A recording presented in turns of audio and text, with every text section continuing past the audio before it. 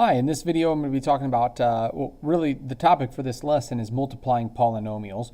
So you're going to see things that look like this, groups of things that have been, that are multiplied together. And we have a series of videos here. The first one's going to be just multiplying two polynomials, then we'll move into multiplying three polynomials, and then we'll turn into some special products, some special rules that exist that are going to look familiar after doing all that factoring last semester. And then we'll do a quick word problem, a typical problem involving the geometry, a geometrical shape.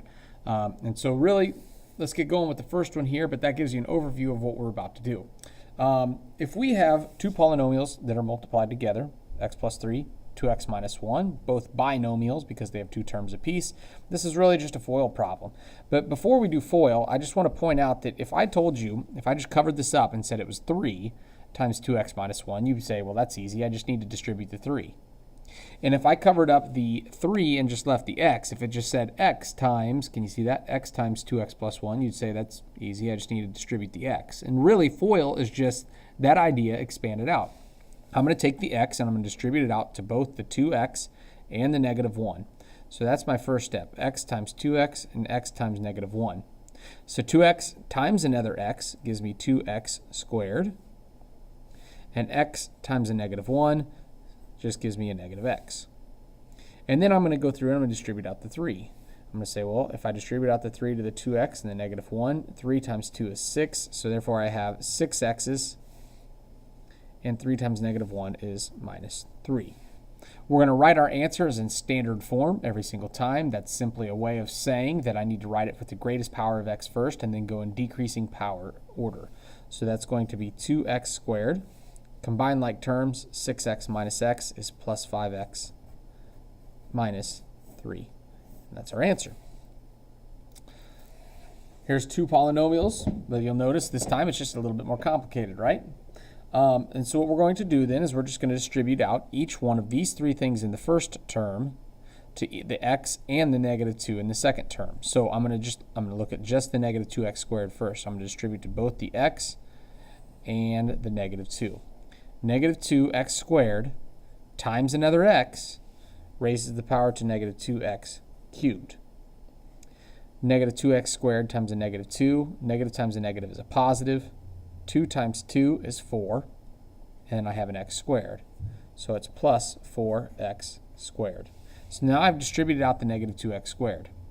It's time to go through and repeat this process, but we're going to do it now with 3x. So let me erase this real quick, just because I don't want to confuse you. Okay.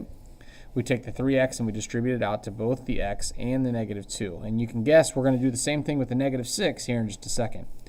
3x times x is another 3x squared. 3x times negative 2. 3 times a negative 2 is negative 6, and we have that x there. And now I have to distribute out the negative 6. I'm not going to draw the arrows this time. Negative 6 times x is negative 6x. Negative 6 times negative 2 is positive 12. Draw a little line there because we're running out of space. Now it's a matter of combining like terms and writing it in standard form. That means decreasing powers of x. So I'm going to say the negative 2x cubed goes first. Maybe put like a little check mark here or like a little slash or something so I know I've taken care of it.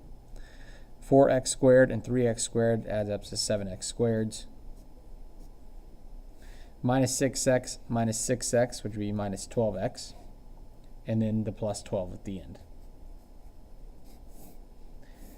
Honestly, the biggest mistake that people make with this problem, this type of a problem, is they just don't pay attention to positives and negatives. So something like this, negative 6 times a positive x, they miss that sign. They have the wrong sign. Or negative 6 times negative 2 is positive 12. That sign will be missed. So when you're dealing with negative signs, if you really want to pay attention, especially on these problems, because it's easy to mess them up. It's just a simple mistake. All right, one more problem. This one involves two variables at the same time. Let's see if we can go through and work with it. It's a FOIL problem, right? Two terms here, two terms here. So if I go through and I distribute out the 2ab first, I have 2ab times a negative a would be the first thing, right? When I distribute out the 2ab to both terms. Positive times a negative is a negative. As far as numbers go, I have a 2, and that's it. As far as letters go, I have a times a, which is a squared, and then I also have this b, negative 2 a squared b. Second time, distributing to the b, I have a 2. It's positive and a positive, so plus. 2, I have an a, and then I have a b times a b, which is b squared. 2a b squared. Now I'm going to distribute out the 3. I have a 3 times a negative a, which is negative 3a. And I have a 3 times a positive b, which is plus 3b. I look at these, doesn't look like there's any way that I can condense these. There's no like terms that I can combine because they're not all the same. That's a squared b and that's ab squared. Those aren't the same. That's just a plain old a, that's just a plain old b. It appears that we are done, so my answer is this. So hopefully that makes sense. Really the idea is just distributive property over and over and over again. And if that makes sense, then you're ready to go on to the next video, which is about multiplying 3 polynomials together.